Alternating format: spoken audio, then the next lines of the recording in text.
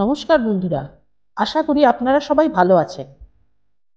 আজ আমি যে রেসিপিটি শেয়ার করব সেটা বাংলাদেশের ট্র্যাডিশনাল রান্না মোরগ পোলাও। চলুন দেখে নেওয়া যাক। আমি এখানে 800 গ্রাম গোবিন্দভোগ চাল ধুয়ে জল ঝরিয়ে রেখেছি। এরপর লাগবে আদা বাটা 3 টেবিল স্পুন, রসুন বাটা 3 টেবিল স্পুন আর আলমন্ড পেস্ট 3 টেবিল স্পুন। মাঝারি সাইজের 8টা পেঁয়াজ পাতলা স্লাইস করে নিয়েছি। বেরেস্তা তৈরি করতে লাগবে, আমার এখানে 1.5 কাপের মতন বেরেস্তা লাগবে। আর আমি এখানে 1 কেজি মাংস নিয়েছি, 6টা পিস করেছি। মাংসগুলো একটু বড় সাইজেরই হবে। মাংসগুলোতে নুন আর ফুড কালার দিয়ে মেখে কিছুক্ষণ ম্যারিনেট করতে হবে। কালারটা অপশনাল, নাও দিতে পারেন, দিলে অবশ্য মাংসের কালারটা ভালো আসে। আর আমি 3টে ডিম সেদ্ধ করে সামান্য কালার মেখে রেখেছি। এবার একটা প্যান গরম করে তাতে 1 কাপ তেল দিয়েছি। তেল গরম হলে ওতে স্লাইস পেঁয়াজগুলো ভাজতে হবে। পেঁয়াজটাকে অনবরত নাড়তে হবে, তাহলে সব জায়গায় সুন্দর ভাজা হবে। আমার বেরেস্তা তৈরি হয়ে গেছে, এবার এটা তুলে আলাদা রাখতে হবে। তারপর আমি একটা মশলা তৈরি করে নেব।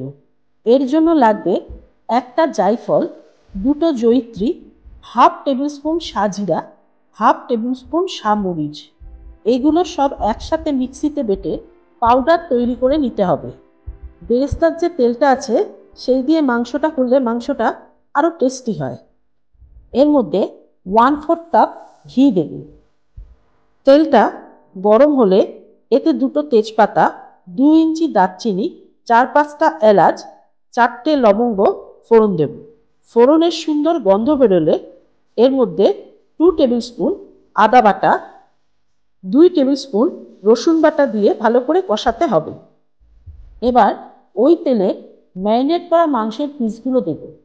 কিছুক্ষণ মাংসগুলোকে ভেজে নিয়ে তারপর এর মধ্যে 8খানা কাঁচা লঙ্কা দেব। কাঁচা লঙ্কাগুলোকে চিড়ে দিয়েছি যাতে ঝালটা বের হয়। আবার কিছুক্ষণ কষাতে হবে।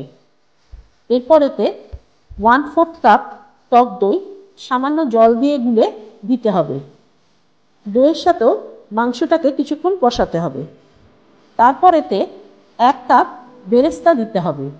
বেরেস্তাটা দেওয়ার পরও ভালো করে কষাতে হবে। তারপর যে মশলাটা তৈরি করেছিলাম সেটা 2 টেবিল স্পুন দেব। মাংসের সাথে মশলাটা ভালো করে মেশাতে হবে। এর মধ্যে স্বাদ অনুপাতে নুন দিতে হবে। নুনটা বুঝে দিতে হবে, কেননা পোলাওটাও কিন্তু আমাদের নুন থাকছে। আর সামান্য চিনি দেবে। এবার ঢাকনা দিয়ে মাংসটাকে কিছুক্ষণ কষাবো। ভালো করে কষানো হয়ে যাবে যখন, তখন এর মধ্যে 1 কাপ জল দেব, যাতে মাংসটা সুসিদ্ধ হয়। এই জলের মধ্যেই 2 টেবিল স্পুন আলমন্ড পেস্ট দেব আর 2 টেবিল স্পুন গুঁড়ো দুধ দেব। আলমন্ড দেওয়ার জন্য পোলাওয়ের টেস্টটা আরও বেড়ে যায়।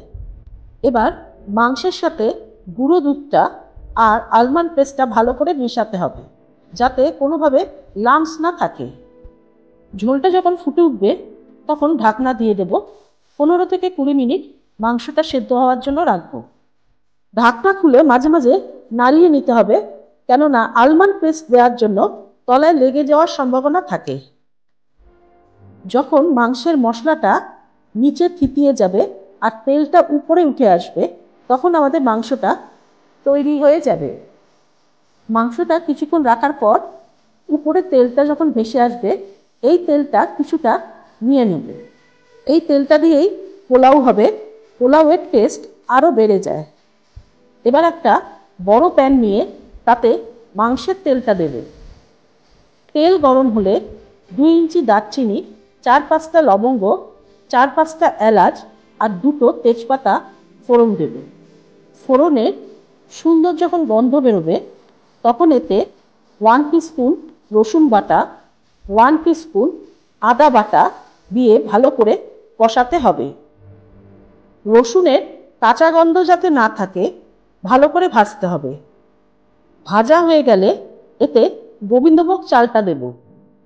চালটা দিয়ে ভালো করে ভাজতে হবে। গ্যাসটা কিন্তু ফ্লেম লো রাখতে হবে, হাই দিলে চলবে না। আমাদের চালটা ভাজা হয়ে গেছে। এবার আমি এতে 4.5 কাপ জল দেব। আমি 3 কাপ চাল নিয়েছিলাম। জল নিতে হবে, যা চাল তাই নেব, তারপর তার অর্ধেক। বাকি যে পাউডার মশলাটা ছিল সেটা দেব। বাদবাকি আলমন্ড পেস্ট, স্বাদ অনুপাতে নুন আর চিনি দেব। নুনটা বুঝে দিতে হবে, কেননা মাংসের মধ্যেও কিন্তু আমাদের নুনটা রয়েছে। এবার ঢাকনা দিয়ে দেব, চালটা যাতে সিদ্ধ হয়। চালটা যখন অনেকটা হয়ে আসবে তখন এতে 2 টেবিল স্পুন গুঁড়ো দুধ দেব। দুধটা ভালো করে মেশাতে হবে। আবার ঢাকনা দিয়ে চালটাকে এবার পুরো সেদ্ধ করতে হবে। পোলাওটা আমাদের তৈরি হয়ে গেছে। ভাতটা দেখুন খুবই ঝরঝরে হয়েছে।